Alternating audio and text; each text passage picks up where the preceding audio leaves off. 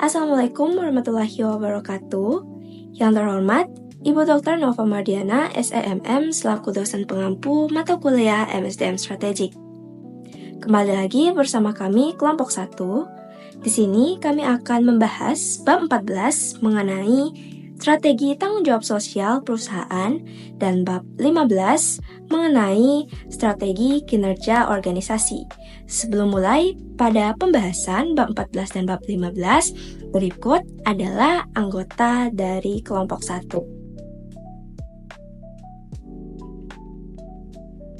Bab 14 ini yang membahas mengenai strategi tanggung jawab sosial perusahaan memiliki beberapa poin utama. Di antaranya, yang pertama yaitu definisi tanggung jawab sosial, kedua, rasionalkan tanggung jawab sosial perusahaan, ketiga, definisi strategi tanggung jawab sosial perusahaan, keempat, aktivitas tanggung jawab sosial perusahaan, kelima, mengembangkan strategi tanggung jawab sosial perusahaan, dan yang keenam ataupun yang terakhir yaitu peran fungsi manajemen sumber daya manusia. Pendahuluan. Bab ini membahas strategi tanggung jawab sosial perusahaan atau CSR, yaitu bagaimana perusahaan merencanakan untuk menjalankan bisnis secara etis. Ini berarti mempertimbangkan dampak sosial, lingkungan, dan ekonomi dari kegiatan perusahaan, serta melampaui sekedar memenuhi hukum. CSR penting karena memengaruhi para pemangku kepentingan perusahaan, dan manajemen sumber daya manusia memiliki peran penting dalam hal ini. Dalam bab ini, kita akan membahas alasan mengapa CSR itu penting, bagaimana CSR dapat menjadi bagian dari strategi perusahaan, kegiatan CSR apa saja yang dapat dilakukan, peran manajemen sumber daya manusia dalam CSR, dan bagaimana cara mengembangkan strategi CSR. Yang selanjutnya adalah pengertian Corporate Social Responsibility atau CSR. McWilliams et al. Pada tahun 2006 mendefinisikan CSR sebagai tindakan bisnis yang memberikan manfaat sosial di luar kepentingan perusahaan dan kewajiban hukum. Hastert dan Salazar pada tahun 2006 melihat CSR sebagai dampak perilaku bisnis terhadap masyarakat. Porter dan Kramer pada tahun 2006 menekankan bahwa CSR harus berakar pada pemahaman luas tentang hubungan perusahaan dengan masyarakat dan diintegrasikan dalam strategi serta aktivitas bisnis. CSR mencerminkan keseimbangan antara tujuan bisnis dan kontribusi sosial, menjadikannya bagian penting dari strategi MSDM yang berkelanjutan. Oke, selanjutnya adalah alasan adanya CSR atau Company Social Responsibility, tanggung jawab sosial dari perusahaan. Jadi CSR ini didukung oleh teori pemangku kepentingan atau stakeholder theory yang dikemukakan oleh Freeman pada tahun 1984. Jadi teori pemangku kepentingan ini menyatakan bahwasannya perusahaan itu memiliki tanggung jawab tidak hanya kepada pemegang saham, tetapi juga kepada kelompok-kelompok yang memiliki kepentingan dalam perusahaan. Nah, kelompok-kelompok ini misalnya adalah baik itu konstituen internal maupun konstituen eksternal. Konstituen internal itu yaitu pemegang saham, lalu karyawan. Lalu untuk konstituen eksternal seperti pelanggan, pemasok, masyarakat, pemerintah, dan hingga lingkungan. Lalu dasar pemikiran dari adanya CSR ini tidak terlepas dari dua argumen, yaitu argumen isu sosial dan juga argumen pemangku kepentingan ini. Jadi pertama, ada keharusan moral bagi bisnis untuk melakukan hal yang benar tanpa memperhatikan bagaimana keputusan tersebut mempengaruhi kinerja perusahaan. Nah, inilah argumen isu sosial. Lalu yang kedua adalah perusahaan dapat mencapai keunggulan yang kompetitif dengan meningkatkan kegiatan CSR ini kepada pemangku kepentingan utamanya. Nah, inilah argumen pemangku kepentingan. Nah, argumen ini diidentifikasi oleh Porter ada 4 hal, yaitu daya tarik moral, keberlanjutan, izin untuk beroperasi, dan juga reputasi. Kita akan bahas keempat argumen ini. Pertama, daya tarik moral. Jadi, perusahaan itu memang memiliki kewajiban untuk menjadi warga negara yang baik, tidak mencemarkan atau bahkan merusak lingkungan. Lalu yang kedua, keberlanjutan. Bahwasannya apa yang dilakukan perusahaan pada saat-saat ini tidak mengorbankan apa yang akan didapatkan oleh generasi mendatang. Atau kita perlu memikirkan bagaimana ke depan untuk generasi yang akan datang agar tetap memiliki atau bahkan mendapatkan kebutuhan-kebutuhan yang sama. Lalu ketiga adalah izin untuk beroperasi. Ketika perusahaan akan didirikan, pastinya akan mengurus izin-izin, dan izin untuk CSR ini menjadi salah satu poin penting yang akan menunjang bagaimana operasional perusahaan. Lalu yang keempat adalah reputasi. Inisiatif CSR yang baik akan meningkatkan citra perusahaan, meningkatkan merek, atau bahkan meningkatkan value atau nilai dari perusahaan itu sendiri. Jadi seperti yang dijelaskan oleh Moran, menyatakan bahwasannya apa yang baik bagi masyarakat tidak selalu sama dengan apa yang buruk bagi perusahaan, begitu pula sebaliknya. Dan gagasan ini mendukung pandangan bahwasannya kebaikan dan keuntungan dapat berjalan bersamaan, yang dimana perusahaan dapat melakukan kebaikan sambil meningkatkan keuntungannya, lalu kepentingan pribadi yang tercerahkan. Nah, jadi maksudnya adalah melakukan kebaikan yang dapat menjadi strategi yang efektif untuk mencapai tujuan perusahaan sambil memberikan manfaat bagi masyarakat. Contohnya, perusahaan yang menginvestasikan dalam pengembangan masyarakat atau lingkungan dapat meningkatkan reputasinya dan bahkan meningkatkan keuntungan jangka panjangnya. Definisi strategi CSR. Menurut Baron di tahun 2001, CSR ini adalah tindakan yang dilakukan perusahaan ketika strategi bisnis dan pemasarannya mempertimbangkan kepentingan publik. Lalu Porter dan Kramer di tahun 2006 menjelaskan bahwa CSR yang dijalankan secara strategis memungkinkan perusahaan itu memberikan dampak sosial yang besar dan mendapatkan manfaat bisnis yang signifikan. Perusahaan harus memilih isu sosial yang relevan, kemudian membangun inisiatif sosial yang terarah, proaktif, dan terintegrasi dengan strategi bisnis utama. Lalu juga McWilliams dan Siegel menjelaskan bahwa aktivitas CSR itu harus menjadi bagian dalam penyusunan strategi bisnis. Selain itu, mereka juga menyarankan agar alokasi sumber daya untuk CSR itu diputuskan berdasarkan analisis biaya dan manfaat atau cost atau benefit analysis. Strategi CSR ini sendiri harus diintegrasikan dengan strategi bisnis perusahaan. CSR itu memiliki hubungan erat dengan strategi sumber daya manusia karena menyangkut perilaku etis baik di dalam maupun di luar perusahaan. Dalam konteks internal, CSR berarti memastikan adanya lingkungan kerja yang menghormati hak-hak pribadi dan hak-hak tenaga kerja. Hal ini termasuk penerapan kebijakan dan praktik SDM yang adil, etis, dan menghargai setiap karyawan. Aktivitas CSR, McWilliams dan kawan-kawan pada tahun 2006 menyatakan bahwa kegiatan tanggung jawab sosial perusahaan atau CSR mencakup memasukkan fitur-fitur sosial ke dalam produk dan manufaktur, manajemen sumber daya manusia yang progresif, peningkatan kinerja lingkungan melalui daur ulang dan pengurangan polusi, dan dukungan untuk tujuan organisasi masyarakat. Business in the Community merangkum kegiatan CSR dalam 4 judul. Yang pertama yaitu komunitas, di mana berfokus pada keterampilan, pendidikan, kelayakan kerja, dan inklusi sosial. Lalu yang kedua, lingkungan hidup, di mana sebagian besar perusahaan menyebutkan perubahan iklim dan penggunaan sumber daya sebagai permasalahan utama dan dikelola melalui sistem pengelolaan lingkungan hidup. Lalu yang ketiga yaitu pasar, di mana menekankan penelitian dan pengembangan rantai pasokan, penjualan dan pemasaran yang bertanggung jawab, keamanan produk, perlakuan pelanggan, dan informasi produk. Lalu yang terakhir yaitu tempat kerja, di mana hal ini merupakan area manajemen terkuat dengan kerangka kerja yang mapan, peran karyawan dalam praktik yang bertanggung jawab, komunikasi internal, pelatihan, kesehatan, kesejahteraan, dan keberagaman. Di slide ini dijelaskan tentang dasar pengembangan strategi CSR atau Corporate Social Responsibility. Pertama, memahami masyarakat, artinya perusahaan perlu tahu kondisi sosial, budaya, dan kebutuhan masyarakat sekitar. Kedua, membangun kapasitas, maksudnya CSR bukan cuma bantuan sesaat, tetapi juga mendukung masyarakat untuk berkembang, misalnya lewat pelatihan atau pemberdayaan. Ketiga, mempertanyakan bisnis seperti biasa. Jadi perusahaan mulai berpikir kritis, apakah cara bisnis yang selama ini dilakukan itu sudah berdampak positif atau belum. Dan keempat, hubungan pemangku kepentingan, di mana perusahaan harus menjalin komunikasi dan hubungan baik dengan semua pihak yang terlibat, seperti pemerintah, komunitas lokal, dan karyawan. Kelima, pandangan strategis, artinya CSR harus jadi bagian dari strategi jangka panjang, bukan cuma formalitas. Dan yang terakhir, memanfaatkan keberagaman, jadi perusahaan harus bisa menghargai dan memanfaatkan keragaman budaya, latar belakang, dan perspektif untuk menciptakan inovasi dalam CSR. Selanjutnya adalah cara menerapkan strategi CSR. Yang pertama, kita perlu memahami lingkungan bisnis dan sosial tempat perusahaan berada, agar program CSR ini bisa sesuai dengan kebutuhan masyarakat sekitar. Yang kedua, CSR harus disesuaikan dengan strategi bisnis dan SDM agar selaras dengan tujuan perusahaan.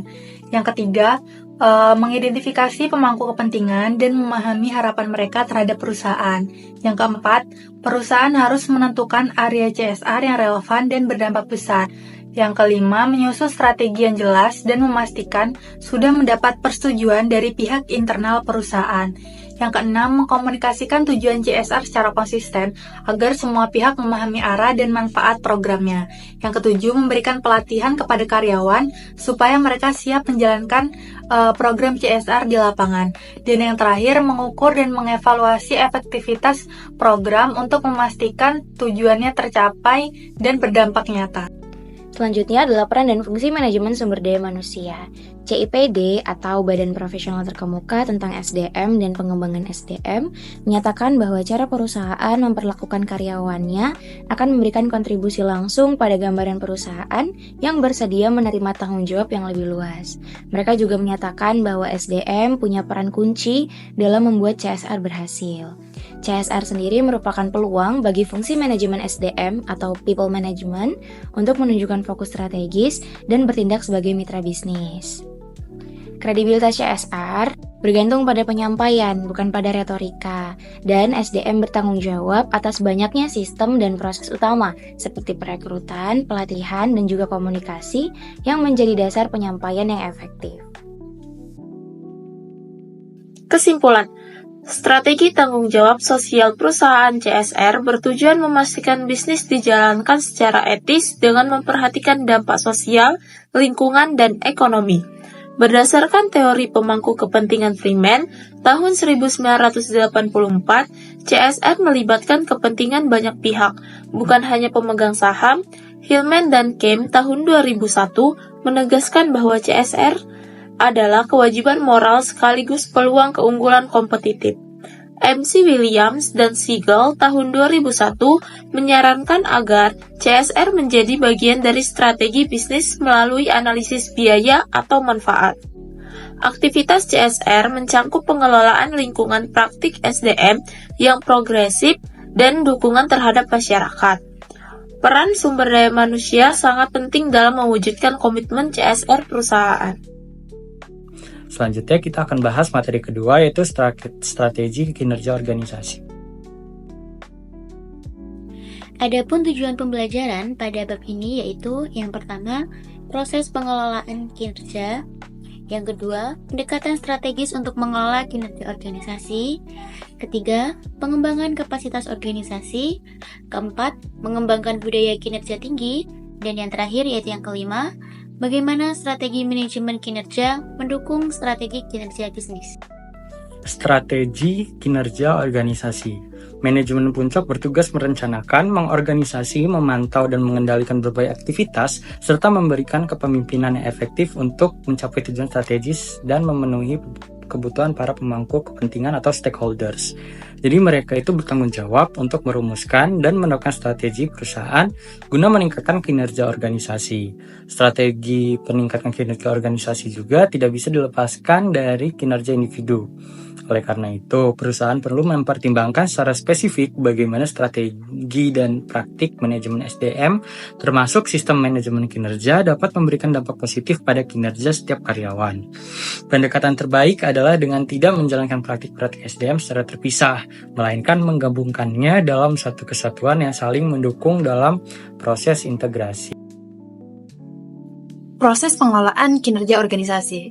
Mengelola kinerja berarti adalah menjalankan bisnis dari awal hingga akhir, menjalankan keseluruhan daripada proses bisnis. Jadi, Singh merumuskannya terhadap 5 dimensi dalam manajemen kinerja organisasi, yaitu menciptakan visi untuk masa depan, melakukan perencanaan, yaitu menentukan keadaan organisasi saat ini, dan mengembangkan strategi kemajuan untuk meningkatkan keadaan tersebut. Lalu yang ketiga adalah merancang, mengembangkan, dan menerapkan intervensi perbaikan terhadap apa yang sudah direncanakan. Lalu merancang, mendesain ulang, dan mengembangkan serta menerapkan sistem pengukuran dan evaluasi setelah proses tersebut dilaksanakan. Lalu 5 adalah menerapkan bagaimana sistem pendukung untuk memperkuat kemajuan-kemajuan yang sudah terjadi. Nah, bagaimana kinerja organisasi tersebut dapat dikelola? Manajemen kinerja organisasi berfokus pada strategi dan sistem yang digunakan untuk meningkatkan efektivitas dari bisnis yang dilakukan, yang bertujuan untuk mengembangkan bagaimana kapabilitas organisasi dengan berbagai metode. baik itu sistem berkinerja tinggi, land working, agile working, manajemen kualitas, hingga dukungan dari sumber daya manusia. Pertama adalah sistem kerja berkinerja tinggi. Sistem ini meningkatkan efisiensi dan produktivitas melalui praktik kerja yang optimal, dengan kinerja-kinerja yang lebih banyak begitu ya. Jadi yang kedua adalah land working, yaitu mengurangi pemborosan dan meningkatkan nilai bagi pelanggan. Lalu agile working, yaitu memulai dalam bekerja agar dapat beradaptasi dengan perubahan yang cepat. Lalu yang keempat adalah manajemen kualitas, yakni bagaimana mengubah standar kualitas tinggi dalam setiap proses bisnis. Lalu yang terakhir adalah dukungan dari SDM. Nah, melalui manajemen bakat, pembelajaran dan pengembangan, serta peningkatan keterlibatan dan motivasi karyawan, inilah yang akan menjadi salah satu kunci dalam pengelolaan kinerja daripada organisasi. Yang berikutnya adalah pendekatan strategis untuk mengelola kinerja organisasi. Pendekatan strategis untuk mengelola kinerja organisasi berarti mengambil pandangan yang luas dan jangka yang panjang tentang kemana arah bisnis akan melaju dan bagaimana organisasi mengelola kinerja dengan cara yang tepat untuk memastikan dorongan strategis ini dapat dipertahankan. Tujuannya adalah untuk memberikan arah dalam lingkungan fucha yang dicirikan oleh volatility, certainty, complexity, dan ambiguity. Sehingga kebutuhan bisnis organisasi dan kebutuhan individu dapat dipenuhi melalui pengembangan dan implementasi sistem terpadu untuk mengelola dan mengembangkan kinerja.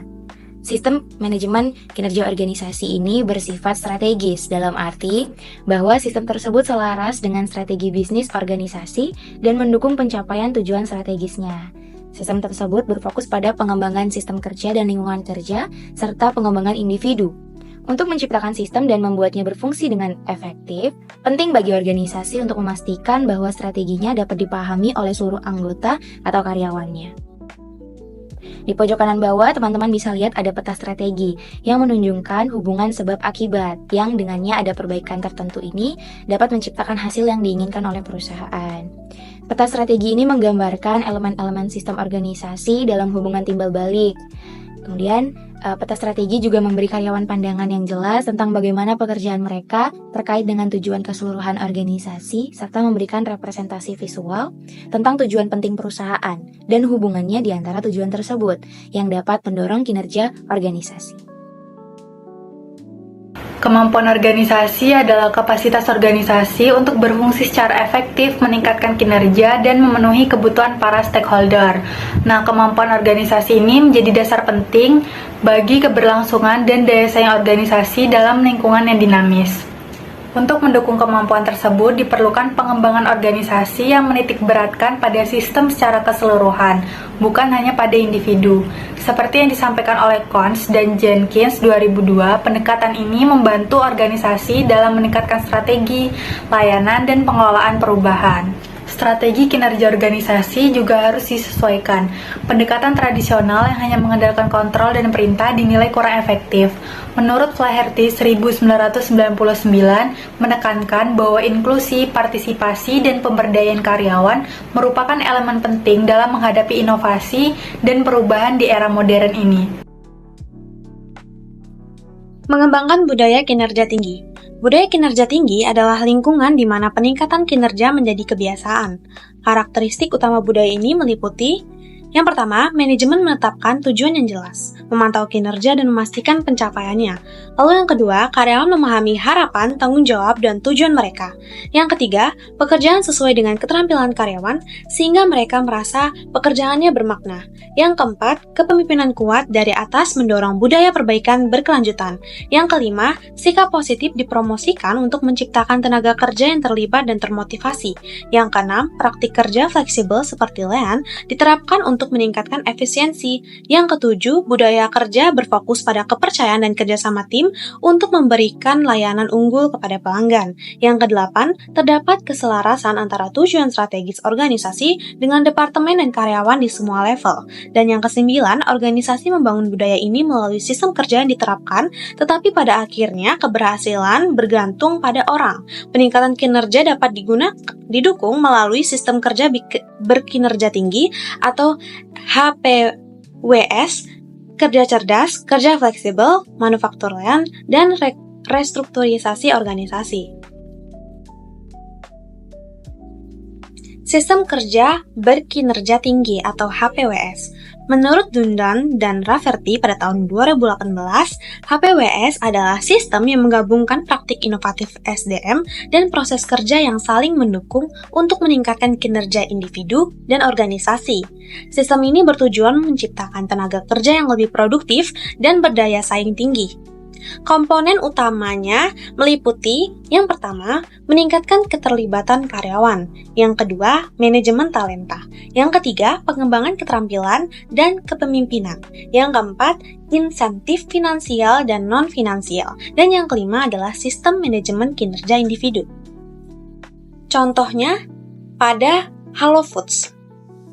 Komponen kerja berkinerja tinggi dalam organisasi Halo Foods yang pertama ada strategi mempertahankan daya saing dengan meningkatkan nilai tambah melalui peningkatan kemampuan staf. Yang kedua, Halo Foods mengintegrasi kemajuan teknologi dengan pengembangan karyawan. Yang ketiga, Halo Foods fokus pada kerja tim, kepemimpinan efektif, inovasi, serta keterampilan manajemen diri dan tim. Sedangkan pada Land Registry, perubahan organisasi untuk menyederhanakan proses, meningkatkan keterampilan, dan mengoptimalkan talenta. Lalu, manajer memahami bahwa tantangan bukan hanya struktural tetapi juga budaya kerja. Dan yang terakhir, rekrutmen karyawan dengan sikap dan keterampilan yang sesuai dengan praktik kerja berkinerja tinggi. Mengembangkan sistem kerja berkinerja tinggi. Langkah-langkah untuk menciptakan lingkungan kerja yang produktif dan efisien antara lain, yang pertama, kita perlu menganalisis strategi bisnis dan kondisi saat ini. Yang kedua, kita mengidentifikasi kesenjangan dan membuat daftar perbaikan. Setelah itu, kita mengkaitkan praktik dengan tujuan bisnis. Selanjutnya, memastikan nilai kepraktisan dan efektivitas. Lalu, menentukan prioritas dan tujuan proyek. Kita juga perlu mendapatkan dukungan dari stakeholders. Dan yang terakhir, merancang dan mengimplementasikan sistem kerja tersebut. Selanjutnya yaitu kerja cerdas atau smart working. Smart working merupakan pendekatan kerja yang menekankan efisiensi dan efektivitas melalui fleksibilitas, otonomi, dan kolaborasi.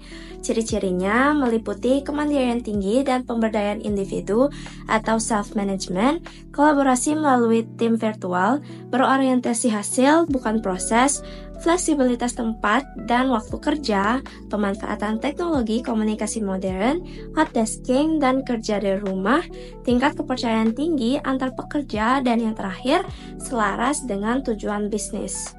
Nah, contoh dari kerja cerdas atau smart working ini mencakup lean manufacturing untuk efisiensi dan minim pemborosan, lalu desain kerja fleksibel seperti kerja remote atau hybrid, serta kebebasan bertindak di mana karyawan diberi otonomi dalam mengatur cara kerja dan pengambilan keputusan. Bekerja secara gesit. Tanggung jawab sosial perusahaan atau CSR adalah strategi etis di mana perusahaan mempertimbangkan dampak sosial, lingkungan, dan ekonomi dari bisnis mereka, melampaui sekedar mematuhi hukum. CSR adalah masalah strategis yang memengaruhi pemangku kepentingan di mana manajemen sumber daya manusia memainkan peran penting. Alasan adanya CSR termasuk keharusan moral, keberlanjutan, dan izin untuk beroperasi, juga reputasi. Sementara, beberapa pihak berpendapat bahwa tanggung jawab sosial bisnis adalah memaksimalkan keuntungan dalam batasan hukum, yang lain mendukung pendekatan yang lebih luas yang mempertimbangkan kepentingan pemangku kepentingan dan masyarakat. CSR strategis melibatkan pemilihan isu-isu sosial tertentu untuk dilakukan dan mengintegrasikan CSR ke dalam produk dan proses, mengadopsi praktik SDM yang progresif, meningkatkan kinerja lingkungan, dan memajukan tujuan organisasi masyarakat untuk mengembangkan pemangku kepentingan dan kemudian memprioritaskan aktivitas CSR. Fungsi SDM memainkan peran kunci dalam membuat CSR berhasil dengan berkontribusi pada kredibilitas, pengetahuan, dan keterampilan, serta dengan mengelola kepercayaan dan resiko. Pada slide ini, kita akan bahas bagaimana peran penting strategi SDM dalam meningkatkan kinerja organisasi secara keseluruhan. Pertama, kontribusi SDM dalam budaya kinerja tinggi. Di sini SDM punya peran besar yang dalam menciptakan sistem kerja yang tidak hanya cepat tetapi juga cerdas dan efisien. SDM juga berkontribusi dalam restrukturisasi organisasi, jadi saat ada perubahan atau tantangan, organisasi bisa tetap adaptif. Selain itu, ada juga upaya menggabungkan desain organisasi dengan pengembangan jangka panjang. Ini membuat organisasi punya arah yang jelas dan kuat. Kedua, pentingnya SDM dalam kinerja organisasi. Pada poin ini dijelaskan bahwa organisasi butuh SDM yang terampil, termotivasi, dan aktif terlibat. Jadi peran SDM juga penting dalam mengelola kinerja setiap individu dan dalam merencanakan kebutuhan tenaga kerja ke depan. Selain itu, ada manajemen bakat, sistem pembelajaran, dan kesejahteraan karyawan yang menjadi fondasi penting untuk menciptakan SDM unggul. Dan yang terakhir, tujuan utama dari strategi SDM ini yaitu meningkatkan kinerja organisasi melalui pengelolaan SDM secara strategis. Selain itu, perusahaan juga menciptakan lingkungan kerja yang kolaboratif dan adaptif, jadi karyawan bisa bekerja sama dengan efektif meski kondisi berubah-ubah. Dan terakhir, semua ini bertujuan untuk meningkatkan efektivitas organisasi dalam mencapai target atau tujuannya. Kesimpulan, manajemen kinerja organisasi adalah tanggung jawab berkelanjutan manajemen puncak dengan dukungan strategis dan sumber daya manusia dalam perumusan dan implementasi strategi.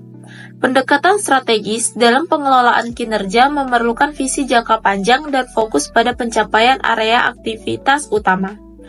Peningkatan kemampuan organisasi dilakukan melalui pengembangan kinerja karyawan, perbaikan proses, dan pengelolaan perubahan. Budaya kinerja tinggi menjadi kunci yang dapat dicapai melalui sistem kerja efektif dan responsif terhadap tantangan.